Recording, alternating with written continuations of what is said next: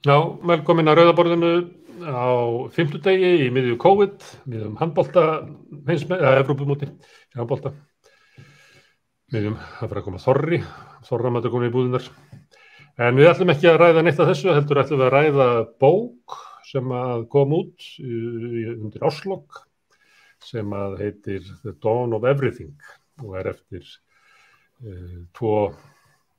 fræðimenn, David Wengroff sem fornleifafræðingur og David Graeber sem mannfræðingur, og þeir tóku saman, þeir ákváðu það eða fannst það að svona í almennri umræðu hefði ekki komið fram ýmsar svona uppgötvanir sem höfðu verið gerðar í mannfræði og fornleifafræðinni sem að sýndu að stöngu svolítið á við svona almenna trú fólks þróun mannfélagsins, samfélagsmanna, að svona því þróaðri sem að samfélagin eru, því meiri svona stigveldi þar, svona hierarkí. Þetta David Graeber eins og margir vita mikill anarkisti og þarna má segja að þetta sé svona bókin sé einhver leyti guðspjall heimsupphafs skýring anarkista. En við ætlum að koma að bókinni seinna, en hingað komið mikill góður hópur manna til þess að ræða bókina og kannski aðeins David Graeber líka. Hérna Héðinn Unnsteinsson, hann stefnumótunarfræðingur, Kristján Þór Sigurðsson sem mannfræðingur, kennar upp í háskóla, Halldór Ármann Ásgeirsson sem lögfræðingur og rithöfundur, Lárus Ýmis Óskarsson sem kvikmyndaleikstjóri, Tjörfi Schjött sem háskólanemi og Þóran Hjartarson sem podcastari eða hlaðvarpari, getum við sagt. Og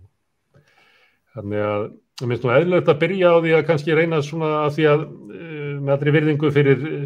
David Wengroff, þá vita færri hann og hann ekki kannski eins stór persóna og David Graeber sem eiginlega hefur verið í áratugi, stór stjarna meðal svona róttækra hreyfinga á Vesturlöndum, mótaðar bæði með virkni sinni og aktivisma, en líka með því að koma inn hugmyndum inn í umræðuna og haft mikil áhrif. Svona eðlilegt kannski að byrja á því að ræða aðeins kynna fyrir þeim hlustendur sem ekki þekkja David Graeber, svona hver það kannski eðlilegast að spyrja eitthvað allt annað en að ég hefur að segja, heldur frekar hitt, að þetta náttúrulega mannfræðingur og hefur verið að skrifa ritgerðir í mannfræði og kannski eðlilegt að spyrja þig fyrst, Kristján Þór, David Graeber svona hátt skrifaður meðal mannfræðinga? Hann jafnt öflugur fræðimaður og hann svona, eða var þáttakandi í almennu umræðu? Ekki nema kannski til bara nýlega. Hann var svona, fyrst þegar ég var við þennan mann, þá var ég að kenna sem sagt námskeið þar sem ég lét nemendur fara yfir nokkra greinar og bækur og svona eiginlega svona ritskoða það, svona meta þar fann ég grein sem var svona forveri debt og það var fyrsta sem ég sá á hann og svo hefur bara fylgst með honum svona bara, hann svona hefur verið áberandi út af sem aktivisti og hann hefur ekki verið hann ekki búin að vera lengi held ég á radarnum hjá svona venjulegri svona akademískri mannfræði, enda var hann mjög gagnrýninn á akademíska mannfræði að vissu leyti, fannst þú vera svolítið svona fílabeins turnuð. En hann hefur náttúrulega vakið athygli seinni tíð og sérstaklega þegar hann var í einn af lömbunum í Occupy-hreyfingunni og því öllu saman. Og svo var náttúrulega þessi debt-bók náttúrulega gerði hann eiginlega að smá stjörnu, sko. Já, Tjörfi, má ég spyrja þig aðeins, að því hún tengst þínum svona námi bók hans skuldina sem að sömuleyti hvatinn að því að skrifa hana, kannski ekkert ólík hvatanum að því að skrifa The Dawn of Everything sem að var eiginlega það að miðað við hvað skuldir eru stórt fyrirbrigði í nútíma samfélagi, þá hefur lítið verið skrifað það, ég þarf að vera bent á það hefur verið skrifað svona saga saltsins og þorsksins og með þess að vera til frönsk bók sögu skítsins, en það var ekki til neinn svona helsta saga skuldana og það sem hann var að reyna að draga fram þar var að svona hugmyndir okkar skuldir í dag eru kannski allt öðruvísi heldur en það voru árum áður, ef ég maður rétt að það heitir þessi bókin skuldir fyrstu 5.000 árin. Hvað var róttækt við þá bók? Já, það margt ég var að læra hagfræði í háskólanáminu og og þá komst ég fyrst í kynni við þessa bók og hún svona snýr á haus öllum helstu hugmyndunum í meginströms hagfræði, í nýklassísku hagfræðinni, þessar hefðbundu hagfræði, af því að það alltaf kennt sko að það þessi frjálsi markaður, að eins og hagkerfi sé bara eitthvað svona náttúrulegt fyrirbæri og til dæmis uppruni peninga, hvaðan koma peningar, það kennt að peningar verða til þess að sko liðka fyrir vöruskiptum. En ein röksemdafærslan í bókinni hans Graeber sko að skuldir komi fyrst. Peningar eru bara skuldir. Peningar eru mælieining á skuldum og peningar eru ekki eldri en skuldir komi fyrst. Þannig að þegar þú skoðar til dæmis bækur sögu peninga, þá var það eiginlega bara sögu myntkerfa, mynta og þannig, og seðla, en sko málið að fyrsta myntin var ekki slegin fyrir 600 fyrir Krist, en eins og hann tala mikið skuldakerfinni sem voru til í Fort Sumer, það var 3000 fyrir Krist. Þannig að sko skuldakerfi og þeir peningar sem voru til í tengslu við það komu löngu áður en það farið að slá mynt, og peningar eins og við þekkjum á í dag sko á svona handbæru formi urðu til. Þannig að þetta snýr svolítið mikið sko þessum hugmyndum meginströms hagfræðinganna á haus. En dró hann ekki inn í það líka í þessari bók svona að í eldri samfélögum hefðu verið skuldir strókaðar út, sem að skulda leiðrétting sem maður vittir út í íslenska stjórnmála.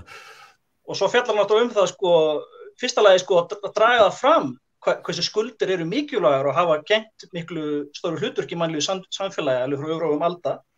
og hvernig hugmyndirnar okkar hafa breyst skuldir. Eins og þetta sem þú nefnir sko að strax í Fort Sumer þá var reglulega sko allar skuldir felldar niður. Það var mikið vandamál sko að þá voru skuldafangelsi og menn eru skuldaþrælar, að þá var það bara sem konungarnir gripu til að fella niður skuldir á nokkur ára fresti, og þetta er meira í Biblíunni, í 3. Mósebók, þetta svokallaða Jubilee. Þannig að meira í fornöld þá var það alveg þekkt og viðurkennt sko að stundum þurfti að fella niður skuldir og þetta verður ósjálfbært sko. Og þess vegna tengir þetta við umræður í dag skuldir og tala til þess fyrir því að fella niður námslánaskuldir og skulda niður fellingu og sérstaklega sko skuldir eins og í þriðja heimsríkjum. Þriðja heimsríki skulda mikla peninga og þau eru pínd til þess að skera niður til að borga sína skuldir. Akkur ekki bara fella það niður. Hann segir það er ekkert sem kemur veg fyrir að við getum fellt niður þessar skuldir. Þetta er bara mannanna verk. Þannig að sko það er svona eina röksemdafærslan hans í bókinni, að skoða sögu skulda og að skuldir eru ekki heilagar og það er hægt að fella niður skuldir og það eru söguleg fordæmi fyrir því. Kannski hefur Graeber haft þannig áhrif á Sigmund Davíð, hver veit. Herðu, en annað hugtak eða svona hugmynd sem að hann situr á flot er bullshit jobs, einskisverð störf sem að eru að kaffæra samfélaginu. Það segir nú kannski svolítið það hvernig hann hugsaði, maður stóra hugmynda, að hann eiginlega kastaði fram hugtakinu áður og það komst í umræðuna og eftir það skrifaði hann bók það. En Lárus Ýmir, getur þú sagt okkur svona hvað er bullshit job? Eða jobs? Já, sko Graeber er bara svona aðeins áður í fyrir það, sko Graeber augljóslega með það sem er rosalega skapandi og sköpunin felst í því að það er engin viðteknir sannleika neins staðar og hans ær og kýr er að finna eitthvað svona alveg eins og hann var að rekja þetta tjörfi í sambandi við hagfræðina, að taka allar heilaga kýr og fella þær koll og þetta er náttúrulega líka bara öllur okkur kúltúr sem gengur út á það eins og við vitum ekki síst hér á Íslandi að þú færð þitt manngildi í gegnum að vinna og þá náttúrulega fær hann það hugmynd að þetta setja sig algjörlega öfugt þessum bara eiginlega flestir sem að vinna séu bara eyða tíma sínum og annara og verja lífi sín í eitthvað tilgangsleysi. Hann rifjar upp það að Keynes hagfræðingurinn hafi 1930 spáð því að það verði jafnvel 15 stunda vinnuvika hjá fólki aldamótin 2000 og hann segir að þetta hafi ræst. Hann segir að það sé í rauninni ekki til svo mikil vinna fyrir okkur að gera núna að það taki því að vinna meira en 15 tíma á mann. En og svo talar hann seinna það hvernig hugsanlega megi leysa þetta, en sem sagt hann talar það sé rauninni mannskemmandi, þessi fullt af fólki sem hann hafi rekist á, sem bara viti það og viðurkenni, settu svona þriðja glasi allavega, að það sé að vinna vinnu sem alveg handónýtt og skipta engu máli og sé gjörsamlega tilgangslaus. Og og hann segir að þetta sé náttúrulega bara óskaplega illa farið með líf fólks. Þannig fólk að verja heilli ævi að gera eitthvað sem algjörlega tilgangslaust en eins og flesti vita þá einn af grunnhvötum manneskjunnar það að láta til sín taka og að eitthvað uppskera eitthvað af sínu erfiði sem að vita í. En Lára, svo fólk skilji hvað við erum að tala að þá hann að tala tilgangslegu störfin ekki sá sem að gera strætó eða sinna öldruðum eða gæta barna eða flagga fisk. Hann að tala alla millistjórnendurnar í fyrirtækjunum og hjá henni ríkinu sem eru svona, senda hvort öðru e-mail og hafa skoðinir og alls konar hlutum. Það fyrst og fremst. Nákvæmlega og alla sölumennina og alla auglýsingamennina og alla álitsgjafana og allt þetta lið sem að hann með langa upptalningu það og svo heldur hann áfram og það ákvæmlega interessant, hann segir sem sagt að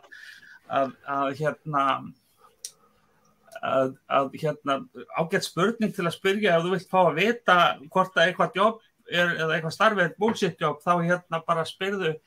hvað myndi gerast ef að þessi stétt eða atvinnugrein hyrfi og ef að svarið ekkert sérstakt þú veist, allir þessi peningasjóðir og allir þessir allt þetta sem að fólk að sýsla við endalaust og moka peningum á, það í rauninni algjör óþarfi, aftur á móti allt það sem þarf fyrir, sem þjónusta, sem hjúgrun og passa börn og gera við bílinn þinn og að keyra strætó eins og þú segir og svo framvegis, það eru verst borguðu jobbin. Svo hann með einhvers konar það sem ekki klárað finnst mér í þessari, nú hef ég ekki lesið bókina alveg stað fyrir stað, það sem kannski erfiðast og ekki alveg gert hjá honum og klárað, það að útskýra hvernig stendur á því að þessi bullshit jobs eru ekki til dæmis hjá ríkinu, það alltaf talað þessi bírókrasi hjá ríkinu, hann segir flest af þessum bullshit jobum einkageiranum og akkur það? Eru þeir ekki svo meðvitaðir kostnað og vilja þeir ekki endilega allt kosti svo lítið og alltaf að níðast á fólki eða gera sitt besta til þess að fá fólk til þess að það fái sem allra minnst borgað og hann segir þarna á einu stað til dæmis the ruling class has figured out that happy and productive population with a lot of free time on their hands is a mortal danger to it. If the 1% of the population controls most of the disposable wealth, what we call the market, reflects what they think is useful or important, not anybody else. So þetta svona svolítið opinlendi sem að ef við viljum fá okkur verkefni út úr þessari bók, þá getum við haldið áfram að ræða það. Á hverju það að einkakapitalið heldur svona mikið upp á þessi jobb sem að í rauninni algjörlega óarðbær. Hluti af þeim náttúrulega óarðbær í þeirri merkingu að þú ert að plata fólk til að kaupa eitthvað drasl sem að það hefur ekkert gagn af, en einhver kallleikustæði eða kettling getur stungið gróðanum í vasan, en öðru leyti þá sem sagt, já, þetta sem sagt, finnst mér það spurningar sem vakna. Já, þetta snjöll hugmynd, einhvern tímann hlustaði á hann vera að tala þetta og þá var hann að taka dæmi svona bullshit störfum og tók dæmi af svona aðstoðarfólki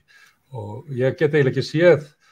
aðstoðarfólk ráðherra og annað slíkt á þess að hugsa til þess því að hann talaði að þetta væri fólk sem inni vera aðdáandi númer 1 og sem að væri eiginlega bara til þess að kjamsa á því sem að ráðherran var að segja. Það er bara, og þetta fólk sem við erum með á þingfararkaupi, borgum eins og mikilvægasta fólkið í lýðræðissamfélaginu sem raunverulega vinnur ekki við annað en heldur hann að gapa upp í ráðherrann og dástaðan. En hann er líka varandi þetta, hvað þetta hann kastar eiginlega fram þessu hugtaki, skrifa svo greinum það, skrifa svo bókum það, en síðan hafa verið að gera rannsóknir í Bretlandi það hvort að fólk upplifið að það hafi tilgang í starfinu sem það er að gera. Og þá kom í ljós það sem að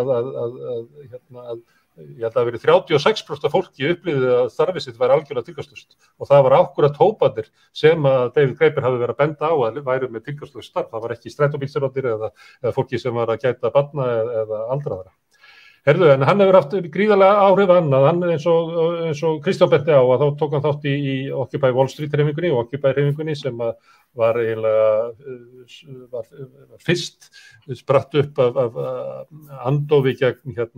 alþjóðavæðingunni og alþjóðasamningum sem var að vera að gera síðustu áramót og þróaði svo yfir í Occupy Wall Street. Þar ég veit ekki, við getum sagt að það var svona markaðsett hugtakið 1% og 99%. Það nú deilt það hvort að hann hafi búið það til, það má alltaf rekja þetta upp í ritgerði sem að Piketty var að skrifa áður en hann gaf út sína áhrifamiklu bók.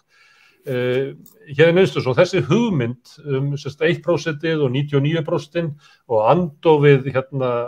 andófið í kringum Occupy-hreyfinguna að raunverulega væri samfélaginu stjórnað í þágu 1% en við almenningu 99% værum eiginlega sætum hjá. Þetta áhrifamikil, þetta svona, og hefur haft áhrif á samtíman. Áhrifamikil framsetning. Þakkaði nú fyrir að bjóða mér að taka þátt og ég ætla nú að byrja því að mótmæla því sem þú sagðir, af því að ég síðustu 2 árin ég við hliðina á dagstaglega með einum aðstofamönnum forsætisráðherra og hún þingdi svona verið í gulli. Þannig að ég nú alveg 100% ósammála þegar þú segir þetta sem þú sagðir áðan.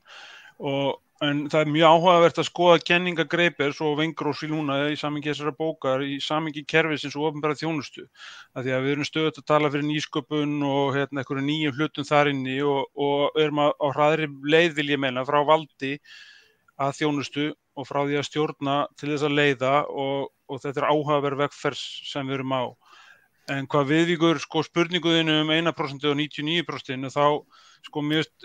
margar hugmynda eins og Tjörfi og fleiri hafa komið inn á mjög áhugaverðar eins og með peningana félagslega endurspeglun loforðs eða social reflection of a promise og þessar pælingar eru ofboðslega áreitna hann ögrar með þessum hugmyndum sínum og snýr svona eins og Lárus segir á hlutunum á hvolf og svona menn og konur eru nauðsynlega öllum samfélögum að því að þeir setja spurningamerki við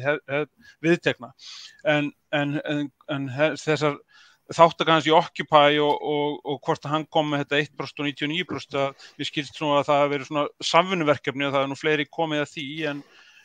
en klárlega þetta eins og skilabóðans hans þar voru að kerfið var ekkert eftir að bjarga okkur og hann vildi náttúrulega bara hefja samfélagsuppbyggingun upp á nýtt og byggja nýtt samfélag og bylta og ég bara blessu sér minningar þess að hann féll frá þetta í september 2020 en hann skipti náttúrulega mjög miklu máli í þeirri hreyfingu en hverju hefur hún svo aftur skilað og svo þegar maður setur þetta í samhengi við bókina og að því hún tekur náttúrulega spannar náttúrulega miklu lengra tímabil og fer svo langt aftur á bak og aftur fyrir innbyltingu og aftur fyrir landbúnaðinn og höndur gaðri samfélögin að það svo áhugavert þetta með að það sem ég staldra við þar og tengist náttúrulega Occupy það þessi einstaklingsréttur og hvernig hann hefur einhvern veginn grundvallað öll okkar samfélög síðustu árþúsundin og hann styrkist bara á hverjum degi og svo tengist hann náttúrulega virði og stöðu og þessari meinlok og þversögnum það að efnið sé aldrei nóg og meira verið aldrei nóg og efnið sé einli mæli hverju einhvers virðis í mannlegum samfélögum. Og það tengir 1% og 99% að ekki bara að kerfin í samfélaginu okkar sem mótaður að hagsmunum 1% heldur eru hugmyndir okkar samfélagið og mannin eru raunverulega til þess að þjóna sjónarhóttni á hagsmunum 1%. Já, og það bara rétt aðeins og kemur að valdinu þá má segja að því að nú sé fyrirsögnum blöðunum að þingmenn óska eftir auknu valdi að fá valdið frá þríeykjunni var ekki bara tilvæglega að hefja bara herferð fyrir því að taka vald bara út úr tungumálinu, þetta bara forn monarkíu arfleð og tala bara þjónustu umboð að þingmenn hafi þjónustu umboð almennings, skiljiði. Þannig að mér finnst bara svona áhugavert að því að vald svo ofboðslega ofarlega í allri orðræðu núna í samfélagi okkar, hvort sem það Me Too eða hvað það að vald einhvern veginn svona rauður þráður í gegnum þetta allt og við þurfum kannski bara að taka svolítið umræðu það, þetta orð og hugtak og hvernig það birtist í okkar samfélagum og hver saga þess og hvort við eigum undankomu auðið í lýðræðis samfélagum frá valdi. Áður að við snúum okkur á bókinni þá ætlum við aðeins að klára David Graeber. Þórarinn Þetta anarkisti og gagnrýnir samfélagið út frá svona anarkískum sjónarhorni. Vinstri anarkisti myndi ég kannski segja sem að þú ert ekki. En þetta kröftugt sjónarhorn. Það sem að anarkistin raunverulega getur eiginlega hefur svona afl til þess að vefengja eiginlega hvað sem í mannlegu samfélagi. Já, en þetta kemur svo sem sterklega fram í bókinni hvaðan hann að koma. Ég held að hann Pjotr Kropotkin, ef mér skjátlast ekki, hafi komið með þetta svona social anarkisma fyrst sinn. Ég held að Erpur Eyvindarsson titli sjálfan sig sem slíkan og þetta sé einmitt það að valdið sé raunverulega að halda okkur niðri með þessum hugmyndum það svona eðli mannsins sé að hann sé ofbeldisfullur, að hann þurfi að vera einstaklingur umfram aðra einstaklinga og þessi gagnrýni, eins og segir þessi vinstri anarkismi kemur einmitt sterklega fram í þessu. Ég hef náttúrulega mínar efasemdir en náttúrulega bókin alveg frábærlega skrifuð, eins og segir, einhver sem að setur everything í titilinn sinn í langflestum tilfellum náttúrulega mistekst ætlunarverkið út af því að það ekki hægt að skrifa bók allt. En þessi bók nokkuð góð í þessu. En svo ég klári social anarkisman. Social anarkismin náttúrulega þetta að svona, hvað ég að segja, rússóískur anarkismi. Það að segja að þú svona, nýtir það sem að þú þarft en ert ekkert að stíga á tærnar á öðrum. Þetta þegar við komum að svona full circle hugmyndum þá þetta í rauninni sá anarkismi sem að, hvað ég að segja, nútíma anarkistar tala fyrir. Það að segja að það þurfi í rauninni ekki jafnvel að búa til vegi og það þurfi ekki hið opinbera út af því að anarkismin getur bara séð fyrir öllum án þess að við snúum að þessari einstaklingshyggju og eins og ég man ekki held að Tása var í Úkraínu og Aztekar, hann fer yfir í þessi svona samfélög sem að lifðu í rauninni eftir þessum formerkjum og hann í rauninni færir rauk fyrir því að þessi formerki að lifa án þess að stíga á tærnar á öðrum án hins opinbera eitthvað sem hægt en það einhvern veginn þessi svona hægri öfga kapítalismi sé bara búin að sannfæra okkur að í eðl okkar séu við bara svona slæmar manneskjur, það verður alltaf þannig og þetta verður alltaf þessi svona hops allir á móti öllum og við munum aldrei ljúka því fyrir að við annarkvort drifum öll eða að ríkið muni hafa einhver taumhald okkur. Halldór Ármann, sérfræðingur okkar í popular culture. David Graeber náttúrulega stórstjarna. Þetta svona Lennon róttækra hreyfinga síðustu 20 ára. Hefur haft mikil áhrif og náttúrulega ótrúlega heillandi maður. Ég hvet þá sem ekki hafa gert það að grafa upp viðtöl og fyrirlestra með honum á YouTube. Það með ákaflega heillandi svona framsögu og stíl. Skiptir það máli þegar þessi bók kemur út hver það sem að skrifa hana og að hann sé nýdáinn og svona með þessa stöðu sem hann hefur í svona róttækari deildum vestrarins samfélags. Já, ég held að það hafi nú alltaf áhrif þegar þegar maðurinn tiltölulega nýlega fallinn frá þá auðvitað hefur einhvern veginn sá harmur og einhvern veginn sú sorg auðvitað áhrif á það hvernig svona bók tekið af því að það mun ekki koma fleira frá honum en já, hann eins og hérðin fór vel yfir þá hann var svona leiðandi rödd í Occupy-hreyfingunni og svona bara leiðandi rödd í þessari sýn á samfélagið úr þessum anga þjóðfélagsins og svona hvaða áhrif hann hefur haft. Mér finnst bara svona hræðilegt að svara því kannski bara út frá sjálfum mér að mér fannst eins og hann hafi bara fyrir mig persónulega bara færði hann í orð mjög margt sem maður svona var að hugsa á sama tíma og maður einhvern veginn að öðlast svona bara sína sjálfstæðu hugsun á þjóðfélagi þannig að til dæmis hann þarna í Occupy Wall Street og tekur þátt í því og svo skrifar hann bókina skuldir og skuldsetningu og það að gerast svona stuttu eftir að til dæmis bara eftir efnahagshrunið hér á landi sem ég upplifði sem svona bara ungu maður og maður svona rétt að byrja að opna augun og þá fekk maður það sjónarhorn og svo skrifar hann bókina The Utopia of Rules svona bara ofríki skrifræðis og bara þess ofbeldis sem það mjög oft hefur í för með sér og hvernig skrifræði bæði opinbert og einkalegt skrifræði einhvern veginn hefur yfirtekið allt sko og maður tengdi við það og svo kom þessi óbærslega skemmtilega bók Bullshit Jobs sem einhvern veginn líka færði og ég held að hann staða sem svona bara óbærslega áhrifamikill maður tengist í líka bara hann skrifaði hluti á bara mannamáli, hann skrifaði stórar flóknar hugsanir á mjög aðgengilegan og skemmtilegan hátt og ég man eftir því að hafa velt þessu fyrir mér þegar ég var bara barn sko að mamma mín kennari og ég man eftir því að hugsa mér kennarar fá mjög lág laun hann mjög slæmt ef móðir mín sinnir ekki vinnu sinni af hverju þetta svona og af hverju það þannig að fólk sem svona mjög augljóslega gerir samfélagið sínu mjög mikið gagn, af hverju á það sameiginlegt að fá lág laun og hann bara einhvern veginn færir þetta til dæmis í þessa hugsun í orð og gerir það bara mjög vel og það verður síðan mjög áhrifamikið og svo einfaldlega líka bara gaman að lesa og bara en svona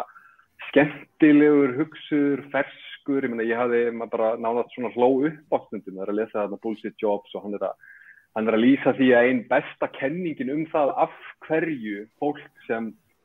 sko vinnur þjóðfélagi sínu ekkert sýnilegt gagn með vinnu sinni og jafnvel vinnur í skala eins og við þekkjum hér á landi að þá sé það í rauninni að það að fá há laun fyrir vinnu sem skipt fyrir bullstarf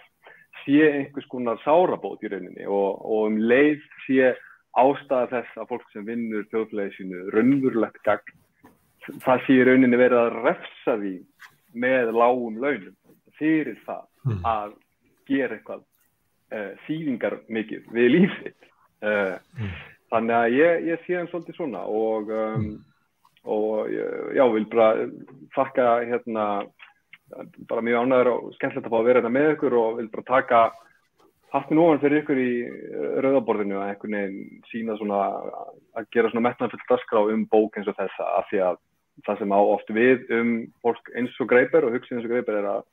þó þeir séu sko vinsælir og áhrifamiklir ákveðnum senum að þá náttúrulega líka búa þeir við að þeim náttúrulega haldið frá meginstraumi sem sýndir sér til dæmis því að hann átti að fá vinnur sko. Herðu, þá snúðum okkur að bókinni. Kristján Þór, segðu okkur frá bókinni. Hvað er svona mikilvægt eða merkilegt við þessa bók? Þessi bók náttúrulega fyrst og fremst náttúrulega snýr öllum viðteknum og ráðandi hugmyndum bara sögu mannsins síðustu allavega 30-40.000 ár. Við höfum ekki heimildur mikið lengra aftur svona samfélög en sérstaklega fornleifafræðin hefur hjálpað til með það að þessi klassíska saga svona einhverja línulega þróun þar sem að maðurinn hafi í 95% af tímanum verið hálfrænulaus veiðmaður og safnari og ráfað í litlum hópum og ekki gert nokkuð skapaðan hlut og verið bara svona eins og hann segir the myth of the stupid savage eins og Greiber talaði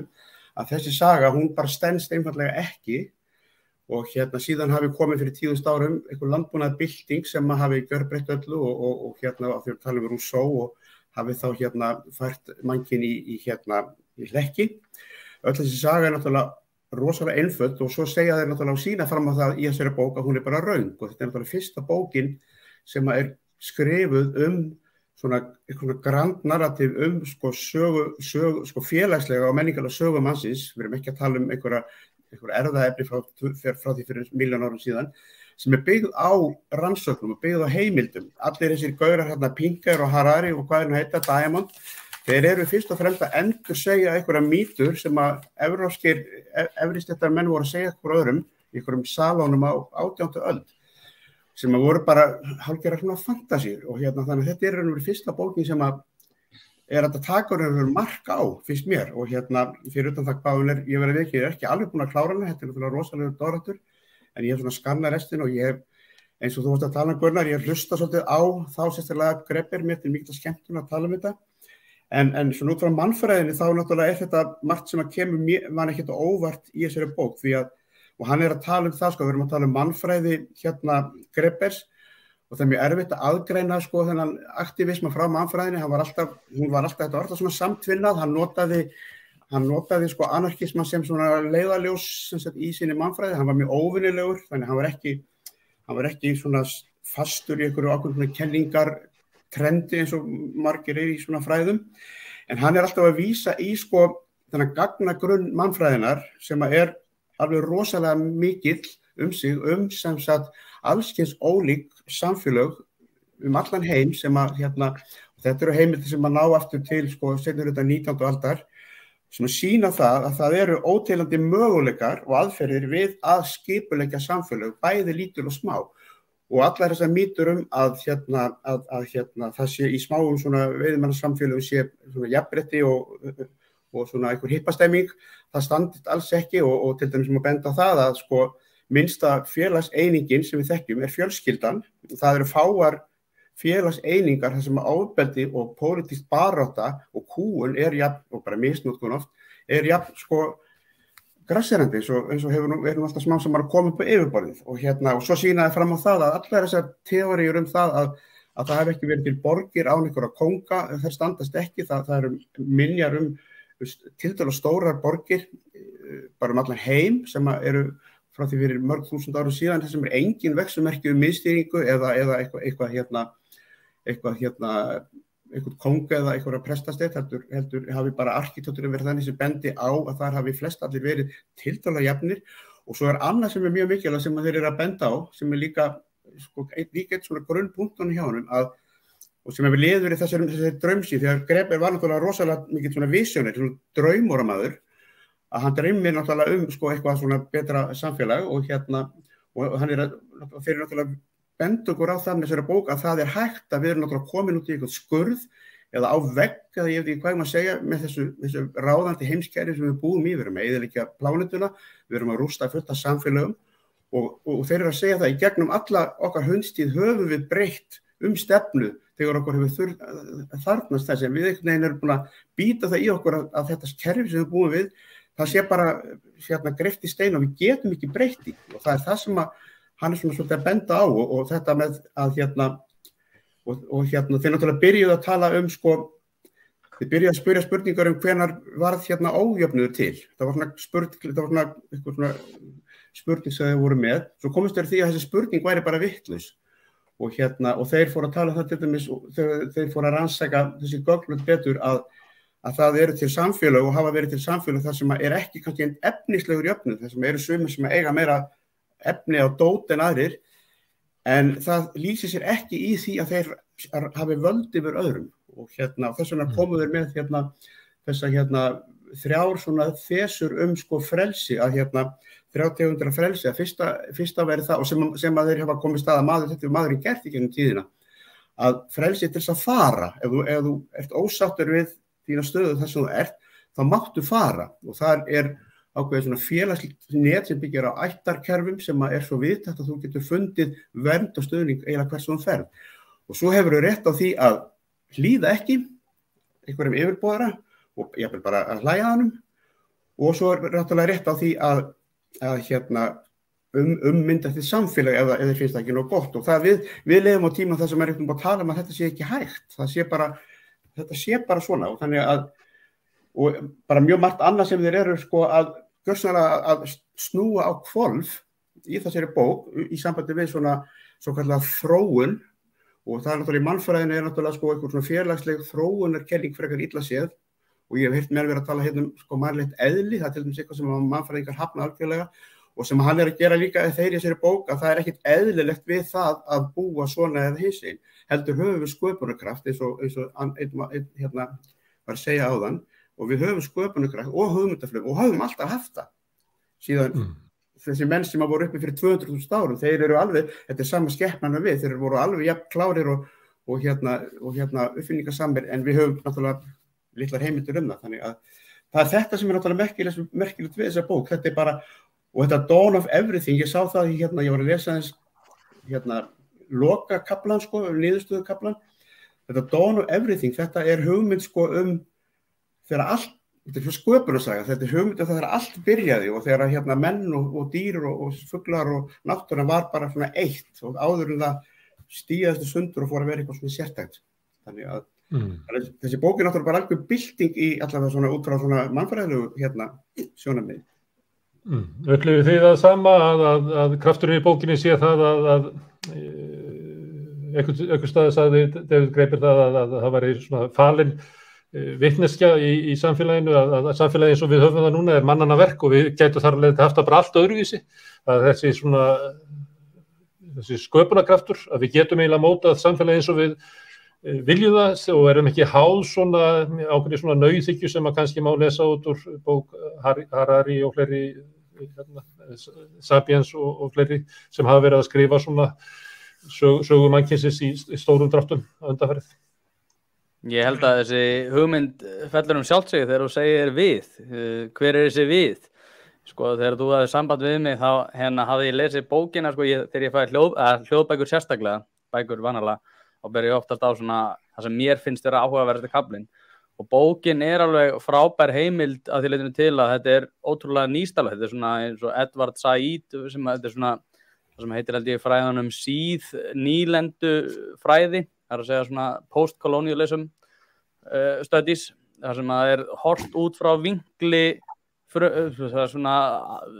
þróunarlanda sem við köllum, eða það að segja út frá vinklum Afríkuríkjana, út frá vinklum Azteka í staðinn fyrir einmitt að skoða þessar heimildir hvítu forréttinda nýlendu herra. En það sem mér fannst svolítið pirrandi að hann ég fekk þetta boð og mér finnst mjög gaman mér finnst mjög gott að vera komin hérna með ykkur. Þannig ég byrjaði á bókinni frá upphafi og las á kafla sem ég átti eftir. Og mér var svolítið pirrandi, sko, hann byrjar á bókinni að segja allt sem að þú veist algjör vitleysa og allir sem eru búin að fjalla þessum mál hálfvitar. Og mér fannst það vera svolítið, hann var svolítið að taka frá mér valdi til þess að túlka þetta á minn eigin máta. Og þú segir einmitt eins og ég hef svo sem heyrti á það að segja, og þeir segja svolítið í bókinni að við, þú veist, hvernig væri bara við fengjum að stjórna því að búa til það samfélag sem að við viljum. En þá hann náttúrulega að gefa sér að við séum sammála það hvernig samfélag við viljum og að, náttúrulega við þekkjum það í sögunni að þegar þú ert komið þannig hugmyndafræði þá enda hlutin ekki vel. Nú, ég held að myndi þá segja hvernig samfélag þetta vera en einmitt ekki skiljaði eftir að við getum haft það hvernig sem ef það veri hugmyndin að það veri bara niðurstaðan verið klár. En hvað segir þið? Hvað svona mína hugmyndir? Ég má bæta bara við sko að mínu viti fer nú ego hvers manns að byrja að deyja svona upp á fertugu. Það svona kannski, mér finnst það að vera normið og við erum nú 99,9% eða sömu niturbasarnir, bara svona svolítið öðruvísu uppraðað. Og ég upplýði ákveðna von við þessa bók vegna þess að sko ég veit ekki með ykkur en í þessum fyrstu köflum þegar að vera að fjalla samskipti Frakka og Evrópubúa með sína jesúíta presta með sér í Norður-Ameríku að mér leið bara ekki vel með að lesa það eitthvað. Maður hugsa bara tóku púðri með sér frá Kína og það gótið drepið á en sko þetta sem stendur eftir sko varandi kærleika og umburlindi og manngæsku á hverju þú deilir ekki og þessi rosalega áhersla á einstaklingsréttin og þetta með að Evrópubúa væri hvorki góðir og miskunnsamir eða gæfi mikið af sér þetta ego væri endalaust að þvælast fyrir sko. Ég veit það ekki, mér fannst ákveðin von í bókinni, ég upplýði ekkit endilega að það væri verið að hafa eitthvað vit fyrir mér að segja að þetta væri svona eins maður bara móti sinni í skoðun en mér finnst þetta einstaklega velskrifuð bók og mér finnst þetta eitthvað gott kombo þessi tveir menn, hann klárlega hann David Graeber eins og ég sagði á hann nauðsynleg fyrir öll samfélag og svo Wengrow hann er svona eitthvað jarpinding ég hlusta á hann mér svolítið leiðilegur reyndar en sko og ég bara eins og segja eins og Halldór sko þakkaði fyrir að taka þessa bók til umræðu því ég er búin að vera að tala hana þar sem ég kem og við þar sem ég hitti vegna þess að hún hefur haft áhrif á mig, líka vegna þess eins og Kristján segir, hún fer svo rosalega langt aftur, hún fer kannski ekki aftur fyrir tíma monogamy, en hún fer mjög langt aftur og setur hlutina bara í allt annað samhengi sem ég verð að segja, ég hefði ekki sett þetta í þetta samhengi og það getur vel verið að Harari og Diamond og allir hinir sem eru búin að skrifa svona þessa þætti hafi rétt fyrir sér að hluta en mér finnst þessi bók algjör snilld og ætti að gera meira úr og ræða hana meira en En ég held bara því miður að stærsti hluti í okkar Íslendinga mun ekkert hafa áhuga að ræða þessa bóka því að ég sé bara mest lestu fréttirnar á MBL hvað taska kostaði okkur konu út í heimi sko. Þannig að því miður heldur sem bara först þar. Já, býtu, má ég spyrja þig, af hverju mikilvægt að við ræðum þessa bók? Að því að hún setur gildismat, hún setur spurningamerki við menninga þróun okkar sem sérstaklega Evrópubúa og já yfirgang og það hlust ekki og til dæmis bara eins og með refsiréttarkerfið okkur og réttaríki sem nú undir í skoðun núna því við erum eiginlega með tvöfalt kerfi núna bæði samfélagsmiðla og svo réttaríkið og ég hef rætt þetta mikið við dómara og aðra sem okkur þið tæki ekki þátt í umræðinni ég sé núna að 4-5 kvenkis lögfræðingar ætla að halda ráðstefnu núna í HR réttaríkið og þar fram undir göttunum en bara hugmyndir eins og Indíanum samtryggingunum þar og hvernig aftra mönnum frá því að drepa aðra með því að gera ættbálkinn einhvern veginn ábyrgan það mér finnst bara miklu meira miklu meiri common unity eða community og kommunikasjón í menningarsamfélagum þessara Indíana sem verið að lýsa heldur en Evrópubúana sem einhvern veginn fara yfir allt með yfirgangi sko. Það svona einhvern veginn í upphæði bókarinnar satt svolítið í mér þessi lýsingar hjá þeim. En ég kannski ekki eins framheila þungur og aðrir hér í pallborðinu sko en hvað finnst ykkur? Já, ég kannski ég vil bæta þess að þú segir en kannski svara Þórarinn fyrst sko Ég upplifði ekki þannig að hann sé að segja okkur eitthvað fyrir hvernig samfélagið að vera. Sko röksemdafærslan einmitt hvað við erum föst í einhverju opnu samfélagi en það eru svo margir aðrir möguleikar. Það það sem hann að segja. Og hann náttúrulega aðalega að afbaka þessar tvær mýtur, þessar tvær skýringar. Hinn kemur frá Hobbes, önnur frá Rousseau. Hobbes svona sem flestir hægri menna þetta. Maðurinn eðlisínu illur. Ríki náttúrunnar, það stöðugt stríð allar gegn gögnum, þess vegna þurfum við þess vegna þarf einhvern veginn að beisla þessa slæmu hlið mannsins. Svo kemur Rousseau og hann segir að þegar að menn voru safnarveiðimenn upphaflega, þá voru þeir eins og í Edingarðinu, það var allt frábært. Og ekkert óréttlæti, allt óréttlæti kom með nútíma siðmenningunni. Og þegar að landbúnaðarbyltingin hófst, þá hlekkjaðist maðurinn endanlega og var fastur í óréttlætinu og ójöfnuðum og því öllu En Greipir og þeir eru að afbaka þetta. Og þeir gagnrýna þessa rússóisku skýringu og þeir segja til þess að það sem við gagnrýna við Harari og Jared Diamond það að sérstaklega Harari, þeir eru fastir í þessari rússóisku söguskýringu að þeir voru safnar á veiðimenn, það var allt frábært svo kom landbúnaðarbyltingin og þá kom það var syndafalli þá kom allt óréttlætið en Greipur bendir á að það ekkert rétt ég meina landbúnaðarbyltingin var mjög langt ferli og það voru ennþá samfélög sem stunduðu landbúnað, þau voru ekki endilega með konunga og prestastéttir og kúun, það voru bara oft á tíðum mjög jöfn samfélög þar sem að konur höfðu ríkjandi stöður eins og í Indíana og frumbyggjarsamfélögum, það eru mörg dæmi það, þau stunduðu landbúnað líka, ræktuðu mais og voru byggðu jafnvel stóra borgir, það þekkist í Norður-Ameríku, það var komið inn á það hann bendir á þetta dæmi eins og Norður-Ameríku að frumbyggjar Norður-Ameríku byggðu stórar borgir en það eru ekki vísbendingum að það hafi verið keisaraveldi eða sterk valdastétt. Þetta hafi verið tiltölulega jafnt samfélag þannig að það er hægt og hann bendir sérstaklega á þessi dæmi í frumbyggjarsamfélagi. Og til þess að bæta við þess að Héðinn segir að það sem að mér finnst vera mjög áhrifamikið í þessa bók er að hann útskýrir þessi sjónarhorn frumbyggjana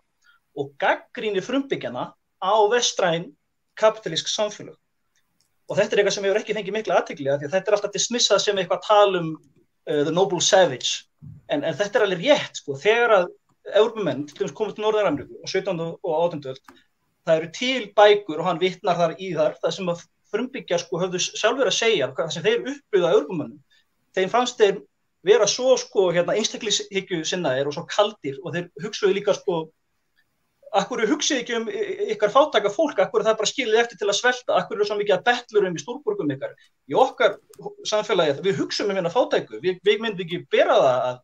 að fólk sé bara betlandi og fátækt út og götum úti og svo líka þetta af hverju eru þið svona tilbúnir að fylgja skipunum yfirmann ykkar, þeir eru svo þrælar. Þessir hermenn og þeir sem voru þarna fyrir í Ameríku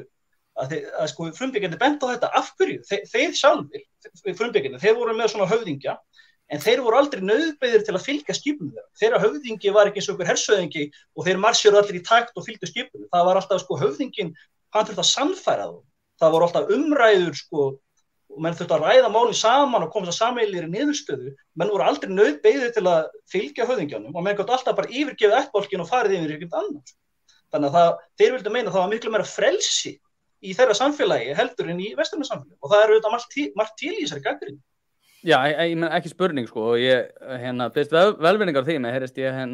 hafa látið það í ljósa mér hafi mislíkað bókin, það var náttúrulega alls ekki þannig, þetta náttúrulega frábært rit og það líka sérstaklega gaman, ég les nú ekki mikið mannfræði og sérstaklega ekki svona langt aftur í söguna en það var alveg sérstaklega gaman sko að fá svona frumheimildir að segja að þetta var svona ferskur blær og þetta mjög fersk ný sýn og ég meina eins og ég hef nú komið inn á í samtölum mínum við Gunnar Smára, þá náttúrulega ég mjög hrifinn af fólki sem að sko efast þetta narratív og að efast bara þessi stóru narratív alla daga og þess vegna finnst mér alveg bókið frábær. Eina sem ég var að segja bara að, og mér varst Unnsteinn, Héðinn, koma aðeins inn á þetta áðan, ég meina,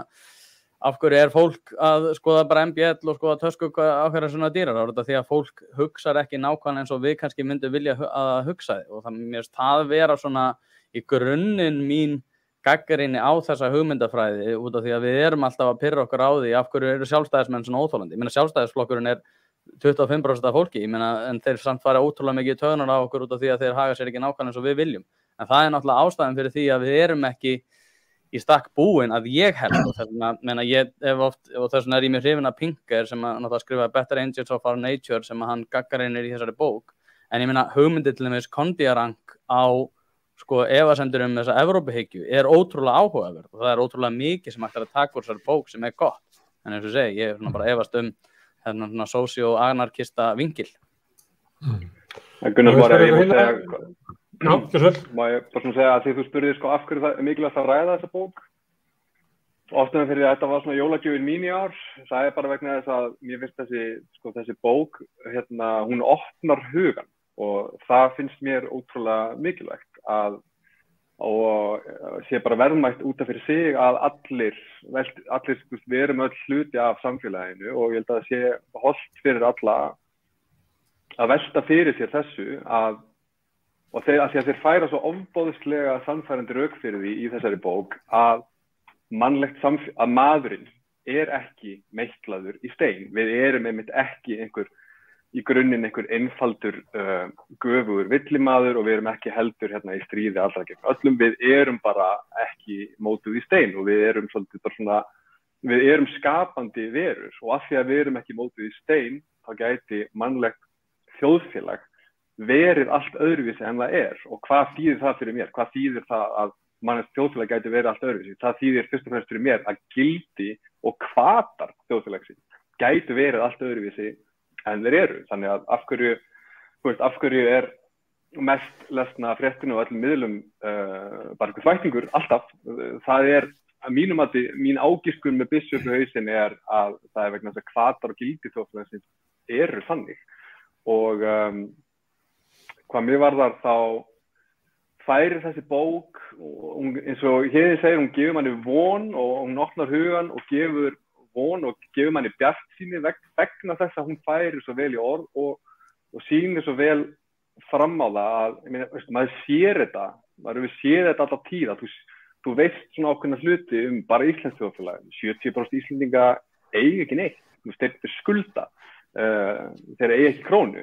allt sem þeir eiga eru skuldir, það eru 70% þjóðarinnar. Þú skynjar vanlíðunina sem svo ofboðslega mikil í þessari þjóðfélagsgerð sem okkur hefur verið sagt að sé einhvern veginn hinn lógíski endapunktur þróunar mannfélagsins og yfir í bara þú veist hvaðan kemur þetta allt hvaðan þarf þetta nauðsynlega að vera svona. Ég held að það sé bara svo gríðarlega hollt að sjá í þessari bók hvort sem lík, hvort sem þess fatt í pólitík eða ekki, að það svolítið erfitt að hafna röksöndunum í þessari bók á þeim forsendum að segja að þetta sé bara þvættingur. Þetta bara svo ótrúlega sannfærandi lýsing á því að heimurinn og mannlegt þjóðfélag getur verið svo allt öðruvísi. Lárens, má ég spyrja þig, þetta mikilvæg bók og ef svo hvers vegna? Já, þetta mikilvæg bók. Ég finnst þetta að vera aldeilis frábær bók, en mér finnst hún vera afar ofmetin. Þetta ekki, þess upp, þá hún kannski hljómi svo til að byrja með. Ég mjög sammála því sem að Halldór var að segja núna. Hún opnar hugan, styrkur þessara bókar svo sá að þegar maður lesa hana, að þá skilur maður að manneskjan á hverjum tíma og á hverjum stað hefur ótrúlega möguleika til að velja sér líf. Og hún ekki eitthvað svona determinískist ferli sem hún í sem að ræður því hvernig hún haga sér á hverjum tíma. Og þetta náttúrulega, og þeir eru náttúrulega að postmodernísku slekti þessir tveir þarna og sem slíkir eru þeir náttúrulega skildugir og rækja þá skildu vel að rífa niður öll þessi grand narratív sem þeir að kalla metanarratív.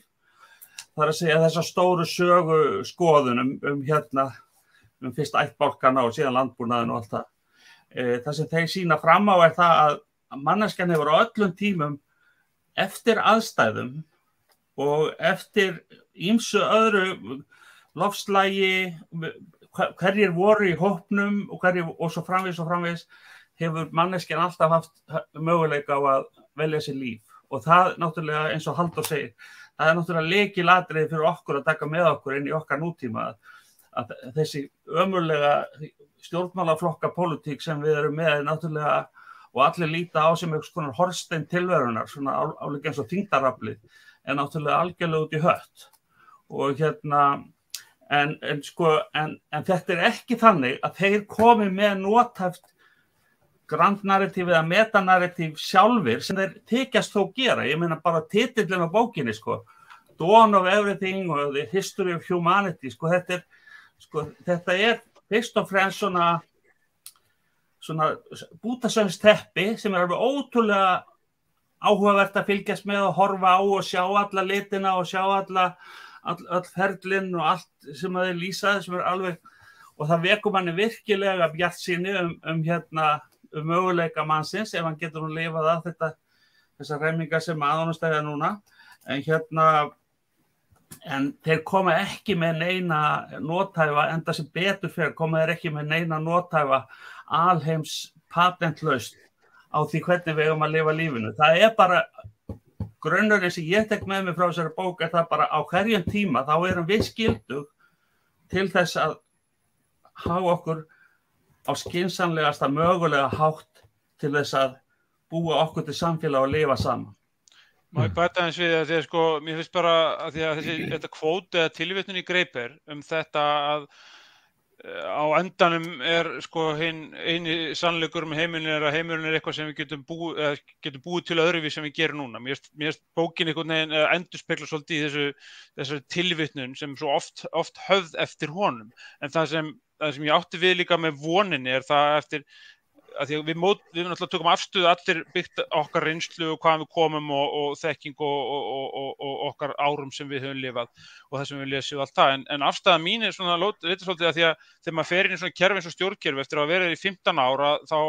hefur maður trúað að maður geti haft áhrif og eftir einhver tíma eins og maður komin á þann stað núna að fara að hlusta bara á boðskap Voltaire og Birtingi segja, hlutinni bara eins og þeir eru og það mun ekkert breytast. Annar boðskapur og birtingi fyrir utan að rækta garðinn sinn. Og maður er komin á þannig stað. Þannig að það að lesa svona bók og að vera staddur inn í almannaþjónustu sem á að þjónusta samfélagið eins og stjórnkerfið, að hún veitir manni ákveðna von, en á hverjum degi einhvern veginn deyr svo von inn í þessu kerfi, get ég sagt ykkur, vegna þess að maður verður aftur og aftur vitnað í hvað hagsmunir ráða ofboðslega miklu og hvað maðurinn eigingjarn og sjálfmiðaður en þessi bók kemur með ákveðna von inn í það að við breytumst aðeins og þróumst og ég að vona að við komumst í auknum mæli hratt frá valdi að þjónustu en það þarf líka bara spiritual byltingu til þess að það gerist. Það þarf eitthvað meira hugvíkandi heldur en bara einu og eina bók. Vegna þess að mínum viti, nú dæmi þetta bara frá dvölminn innan stjórnkerfis hér á Íslandi og erlendis reyndar, að þá erum við föst í þessum kerfum okkar og þau,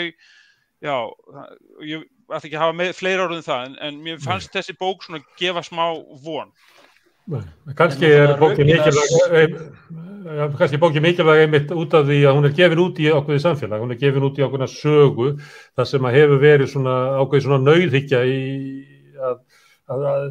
það er ekki annar valkostur en nú frægsetning úr stjórnmálunum frá 89, að það er eiginlega ekki annar valkostur heldur en það sem við höfum núna, það sjóðskipulag sem við höfum. Það er líka verið svona ríkjandi söguskýringar að samfélag mannanna er afleiðing af tæknibreytingum og öðru slíku, þannig að svona stjórnmálalegi möguleiki okkar hefur ekki verið á dagskrá. Vinstrið hefur sömuleyti tapað bæði framtíðinni og það var nefndum áðan svona eðli mannsins, að hægrið hefur eiginlega tekið yfir umræðan hvert er eðli mannsins. Hægrið hefur skilgreiningu á því að maðurinn er eigingjarn í sjálfum sér og framtíðin kemur með tækninýjungum sem að frumkvöðlar og auðvaldi mun skaffa okkur og það mun skapa okkur góða framtíð. Þannig að vinstrið sem áður hafði hugmyndina eðli mannsins, að maðurinn væri félagsdýr, byggði upp á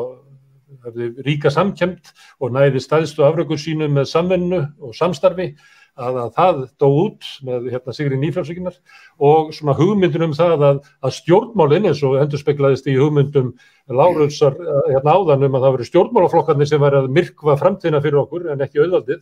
að sú hugmynd var líka ríkjandi, að ákvörðun okkar hvernig framtíð við ætlum að búa við yrði ekki tekin í samtali okkar og lýðræðislegu vettvangi, heldur kæmi það í pósti frá stórfyrirtækjum sem kemur með nýja tækni. Þannig að kemur bókin fram inn í þennan þessa sögu og þetta pólitíska umhverfi. Við glemti líka, Gunnar, að við erum ekki bara gangandi framheili, við erum með hluta heila okkar skrítiseilu, hann er territorial og við erum skepnur og spendir. Mér finnst það bara að gleymast einhvern veginn í allri umræðu. Ég var alls ekki, Gunnar, að segja það sem þú sagðir ég hefði sagt. Ég var alls ekki að segja að þetta væri allt saman stjórnmálaflokkunum að kenna. Stjórnmálaflokkarnir eru miklu frekar einhvers konar sjúkdómseinkenni heldur en sjúkdómurinn sjálfur. Ég er á því að kapitalismin og markaðsaflið séu frekar undirrót hins illa en stjórnmálaflokkarnir eru bara sjúkdómseinkenni og þeir eru bara outdated, þeir eru 150-200 ára gamalt fyrirbrigði sem voru frábærlega hannaði fyrir þetta þjóðfélag sem þá var og núna er bara allt annað þjóðfélag. Ég ætla ekki að búa til deilu þetta en það var náttúrulega viðspyrnan við ægivaldi auðvaldsins fyrir 100 og 150 árum var háð á stjórnmálavettvangi. Það eina sem er þolandi í samfélaginu okkar er afrakstur slíkar stjórnmálabaráttu. Þannig að tala niður stjórnmálin er einmitt tilheyrði þeim tíma sem að ég held að Greipir og félagi eru að tala gegn. Það er að við höfum raunverulega enga valkosti. Við getum ekki talað okkur niður á það hvers konar framtíð við myndum vilja búa okkur. Má ég skjóta inn? Ég er eiginlega ósammála flestum hérna sem er að tala einhvern veginn að ég meina það sem við erum að gera núna er nákvæmlega það jákvæða sem við höfum. Ég meina umræðan þetta og að það að við þurfum einhvern veginn svona spiritual byltingu, ég meina ég veit það ekki mér var mjög huglægt orðin hans Orwell þegar ég var að lesa þessa bók sem eru sá sem að stjórnar hvernig var það? Sá sem að stjórnar fortíðinni, stjórnar framtíðinni og sá sem að stjórnar núinu, stjórnar fortíðinni. Það er að segja að ef að valdhafanum er leyft að stjórna fortíðinni þá fara hann að stjórna framtíðinni líka. En ég meina það að við séum að ræða þetta núna, ég meina er mjög jákvætt í sjálfum sér og það er fullt af fólki sem er þenkjandi á þessu leveli. Ég held að við getum ekki verið að segja bara að það sé einhverjir svona gáfumenni eins og þið sem eru að ræða þessi mál á einhverju hærra leveli. Ég meina ég held að fólk sé allan daginn að efast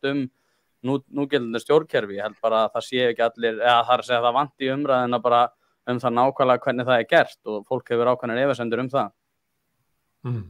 En má ég spyrja þetta svona pólitíska mission bókarinnar sem hún er gefin út í samfélag þar sem að auðvaldið ræður öllu og stjórnarsögunni er búin að móta hana. Hafið þið trú á því að þessi bók og eitthvað sambarlegt geti raunverulega, er nógu mikið power í þessu til þess að það geti raskað þessum valdahlutföllum sem að bókin er sannanlega, hún ræðst af svona hugmyndum valdsins. Ég held að bókin ein og sér sé ekki nóg, en það er samt nauðsynlegt fyrir okkur mannfólki að vita að þetta er ekki eini valmöguleikin, það sem við höfum búin við. Það eru fleiri valmöguleikar og bókin náttúrulega mjög sannfærandi í að útskýra akkur það ekki þannig, sko, og akkur það eru fleiri valmöguleikar. Og líka, sko, það svo mikið predikað á nýfrönsku tímanum að maðurinn sínu eigingjarn og það eina sem skiptir máli bara að menn séu bara hver í sínu horni hugsa sig sjálfan einhvern veginn og öll samskipti fara fram í gegnum frjálsan markasamskipti. En bókin bendir á að sko manni samfélög snúast líka samvinnu og hugsa hvert annað og félagstengsl og ég meina maðurinn í félagsfélag, við gætum ekki lifað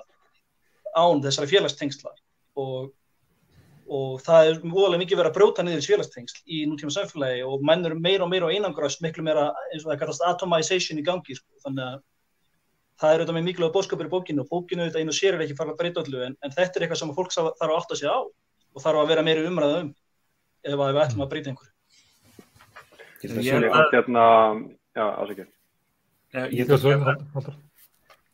Hver talar núna, Gunnar?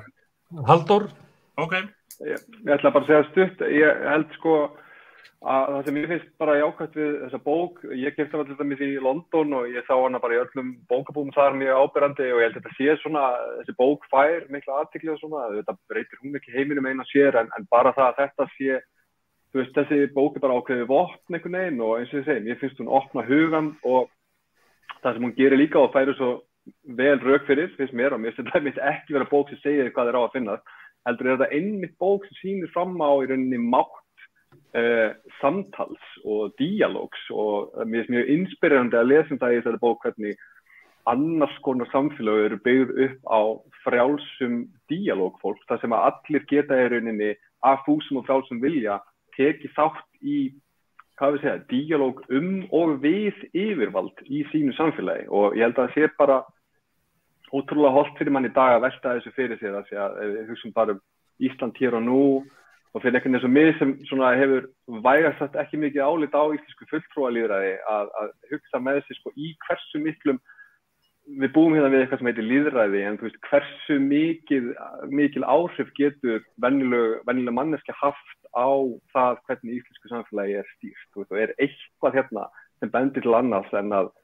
þessu landi og þessu þjóðfélagi sé algjörlega stýrt af fámennum hópi fólks sem lætur annað fólk og borga fyrir sig einkabílstjóra, utanlandsferðir og aðstofamenn og við erum einhvern veginn algjörlega máttlaus peð í þessu lífi og ég held að það sé bara virkilega gott að fá svona bók sem opnar hugamanns fyrir einhverju öðru. Ég langar bara að kommentera þetta er nefnilega mikilvæg punktur, þeir voru einmitt að tala þetta þeir Davíðarnir að með mannsheilan að við göngum nú alltaf mikið á einhverju svona snúsi, svona autopilot dagstæðlega og nema þegar við tölum saman, þegar við erum í díalóg við aðra, þegar við erum að tala einhverja hluti við aðra og tala bara þegar manneskjur eru að tala saman, þá kviknar á heilabúinu, meira en annars. Og það þar sem að verða til nýjar hugmyndir og skoðanir og svona einhver sköpunarkraftur og það náttúrulega það sem þeir eru að tala líka í þessari bók að og þeir eru náttúrulega líka að segja við okkur þá er eitthvað að tala að hvort við komum einhverja lausn eða ekki, þetta gengur ekkert út á það er að vera höfða til ímyndunarafls og sköpunarkrafts okkar í dag á sama hátt og þeir eru að gera grein fyrir ímyndunarafls og sköpunarkrafti mannsins eins langt og hægt að rekja það og það er það sem mér finnst þeir vera að gera en svo bara spurning hverju lesa bókina, ég veit ekki hvort að fjármálaráðherra muni lesa hana, ég er ekki viss það. En er þörf á því að við endurskoðum sögu okkar? Sonja Þorbergsdóttir, formaður BSRB, skrifaði áramótapistil, ég held að hann hefði í Kjarnanum, sem að snerist það að við getum ekki lifað inn í þeim sögum sem við lifum inn í og þá er hún eiginlega að tala svona hugmyndir okkar samfélagið og ríkisfjármál, kvótakerfið og eitthvað fleira sem búið að svona festa inn og all umræðan, þar sem að fólk er að reyna að breyta einhverju, að fólk sem það fast inn í einhverju svona heimsmynd, kannski svo hér var að lýsa hvað erfitt að finna inn í stjórnsýslunni, við lifum inn í kerfi sem að drepur raunverulega möguleika okkar á að breyta þurfum að breyta mænkisúðum. 77 ára gamalt kerfi sem stöðugt að meta frjálsan vilja versus almannaheill og við ráðum 63 umboðsfulltrúanir á þing í löggjafan til þess að meta það hvað eru almannaheill og hvernig og hversu mikið þurfum við að takmarka frjálsan vilja þannig að við hámörkum almannaheill og þetta verkefni löggjafans, bara einfalt og til þess hefur hann sko 77 ára gamla sögu sem lífið til sögun okkar og við erum hérna þrískipt vald og við erum með löggjöf og svo erum við komin með stefnur og áætlanir og fjármagn og lögum opið fjármál og bara búrokratíska ófreskju til þess að halda utan um þetta og í kerfi sem sko eins og margótt sagt 69 sveitarfélög, ég meina Seltjarnarnir jafn stór og Fossvogur, okkur Fossvogur ekki með bæjarstjóra líka, skilur tvískipt framkvæmdavald, ríki og sveitarfélög, hér erum við 73% þjónustunni á ríkinu, 27% sveitarfélögunum, þegar allar Evrópuþjóðir með þetta 50-50, við þurfum bara að endurskoða þetta skipulag og menningu innan þess til þess að þetta funkar betur, vegna þess að á endanum erum við öll sammála um það að við viljum halda áfram að hafa ykkur fulltrú í því að vega og meta hversu mikið frjálsan vilja við eigum að takmarka til þess að hámarka almannaheill. Það er áhugavert að skuli segja þetta hér, vegna þess að það er eitt af því sem þeir tala í bókinni, að ég hef hlustað aðeins að vera að tala þetta áður, þessi stjórnsýslumál, að þeir eru að vísi það að það eru minjar það á steinöld, sem sagt á fornsteinöld, að þá hafi í Evrasíu, sem bara Evrópa og öll Asía, að þar séu vísbendingar, mjög sterkar vísbendingar það að þar hafi samfélög og fólk sem hafi ferðast mjög langt með alls konar gripi sem var að skiptast á og svona, og síðan með svona auknum svona mannfjölda þá hafi samfélög farið að hópa sig saman, aðskilja sig frá öðrum og alltaf meira og meira að hólfa sig af í einhverjum sérstökum svona menningarlegum eða svona stjórnsýslulegum einingum. Þetta er náttúrulega lýsir svolítið því sem þú ert að tala um. Að það sé hrörnun að vera í smærri stjórnsýslueiningum, að það væri hrörnun að við væri með bæjarstjóra í Fossvogi. Mér fannst það hljóma vel sko að þau í Fossvoginu fengið sinna eigin bæjarstjórn og hverfistjórn. Þetta bara gerast á sama tíma þegar eftir seinni heitt stríð sem að einstaklingsrétturinn hefur risið rosalega hratt því við tölum ekki annað mannréttindi núna og þetta er mjög áhugavert því að samfélagsleg ábyrgð hefur dvínað á sama skapi. Það er orðin réttindi, við þurfum sér úrræði fyrir örvenda, rauðhærða, samkynhneigða, fíkla, það er allt orðið sér, þú ert svo einstakur og sérstakur, þetta er áhugavert að fylgjast með þessari þróun. Ég er ekki að segja sé röng, ég er bara að segja við erum að einhverju vegferð sem við erum ekki búin að ná einhverju, náttúrulega náum aldrei endastöð en þetta er bara mjög áhugaverð þróun núna á þessum tíma og tala nú ekki að skoða líka þegar Rússar þeir vilja ráðast inn í Úkraínu. Ég meina, hvað hefur við lært? Hvert hefur við komið? Og ég spyr aftur að þessu, er hluti af vandanum það að sagan sem við lifum innan hún hefur bara ekki endurnýjast, hún er ekki góð og tilveru þeirra Davíðanna tveggja til þess að endurnýja sögu okkar til þess að við getum mögulega fundið sko betri lausnir út úr vandanum. Er það hluti af menningu okkar í dag að hún er einhver leyti svona geld að við lifum innan sagna sem einhver leyti dauðar og þjóna okkur ekki raskat? Sko ég að elska þennan frjálshyggju blæ sem ég að heyra hérna meðaleikar, en ég var með Þórð Snæ hjá mér í dag að ræða mitt útgerðina og hann mitt talaði um það að það væru lang flestir sem væru sammála um það að það þyrfti eitthvað að gera í þessu sjávarútvegskerfi til þess að ná sátt um þetta. En það er samt einhver eins og það var nefnt á hann bjúrókratíska sko skrimslið sem að viðheldur þessu og hagsmunaöflin sem að takst líka einhvern veginn bara að viðhalda sögunni í stopp og Þórðsson skrifaði áhugaverða pistil sem heitir Stöðuleiki og það er þetta sem að mér finnst miklu meira vera þetta mein sem að sko ég held að ég sé miklu meira sammála flestum ykkar um það að við þurfum alltaf að vera að spyrja hvernig maður betur bæta kerfið en ég held miklu frekar að það sé sko þessi svona samdauna stöðuleiki sem að við erum einhvern veginn búin að sannfæra okkur að sé frábær sem þetta mein, ég held að sé ekkert endilega sko nákvæmlega það að einhver einn hafi einhverja frábæra hugmyndur það hvernig betri kerfi og við höfum bara hlust á greipur og hann opni hug okkar. Ég held að það sé miklu frekar, ég meina eins og saman við pólitík, við þurfum að ef við teljum okkur hafa betri hugmyndur það hvernig við stýrum kerfinu, þá þurfum við að sannfæra ákveðin hluta þjóðarinnar það áður en við förum að segja bara að allir séu svo vitlausir að þeir séu að gera eitthvað allt annað en á fjölmiðlum heldur en ætti að vera að gera. Það er pásu hérna. Okay. Það er bara spurningu sem var svona áhangunnar það hvort það væri eitthvað gagn í þessari bók og ég held að hún leysi ekki hins vandamálin en ég held að alls konar hlutir sko skilyrði fyrir eitthvað gerist og eitthvað þróist áfram, það er samtal alveg eins og var nefnt áðan, það er og sem þeir tala líka í bókinu, það er að þessi tala saman og samtali fer náttúrulega ekki bara fram eins og hjá okkur núna í einhverju svona samtali, þetta líka svona bók ákveð framlag í samtalið og náttúrulega sjálfsögðu þitt framtak með rauða borðið, náttúrulega frábært framtak í því að halda samtalinu lifandi og ég held að það sé einhvern veginn, það lít ég á sem okkar skyldu einhvern veginn að ekki að koma með einhverja patentlausni fyrir hvernig á stýra heiminum heldur að halda þessu samtali lifandi og gegnum það held ég að sé eina vonin til þess að það komi betri framtíð sko. Þannig að í því ljósi er þetta frábær bók, hún varpar ljósi á fullt hlutum og opnar alls konar samhengi og bara takk fyrir það. Já. Ég segi líka fyrir mitt leyti að mér finnst þannig skil ég þetta, mér finnst einmitt ekki verið að halda því fram að það einhvern veginn að elta greipar í öllu. Það er einmitt boðskapur höfunda þessara bókar vera að þetta er bara svona mjög opið. Það er einmitt ekki einhver ein lausn við verið að kynna, að vera að sýna fram að við erum einmitt ekki meitluð í stein og mannlegt þjóðfélag er það ekki og það getur orðið til ekki dialóg. En mér finnst líka mjög verðmætt í þessa bók ekki bara það að fá þessi sjónarhorn sem maður fær ekki venjulega, til dæmis frá fyrstu þjóðum Norður-Ameríku á 18. öld eða hvað það er, heldur líka bara almennt og yfirleitt að því að við búum svo mikið í heimi sem einhvern veginn hatar allt sem er gamalt sko, hvort sem það eru gamlir bensínbílar eða við sjáum hvergi gamalt fólk í samfélagsumræðu. Allt, það nær alveg yfir í það að einhvern veginn gamli heimurinn sé frumstæður þegar þeir fólk þá átti ekki iPhone og þar með hafði það líka verið einhvern veginn frumstætt í hugsun og mín heimsýn er að þetta sé algjörlega rangt og ég sjálfur alltaf hef miklu meiri áhuga á klassíska heiminum heldur en heiminum eftir Krist og þess vegna finnst mér frábært einhvern veginn að fá svona svolítið blauta tuskur í andlitið oft svona frá með þessum sýnidæmum sem ná allt upp í 9.000 ára aftur í tíma þeim ákveðna borgir og svo framvegis og það finnst mér líka bara mjög hollt fyrir nútímann að fá í smekkið. Já, það er ríkjandi hugmyndir í nútímanum að framtíðin sé alltaf betri og hver kynslóð annar er betri og þetta er svona smátt og smátt og gerist þetta næstu við að sjálfum sér en það er hvati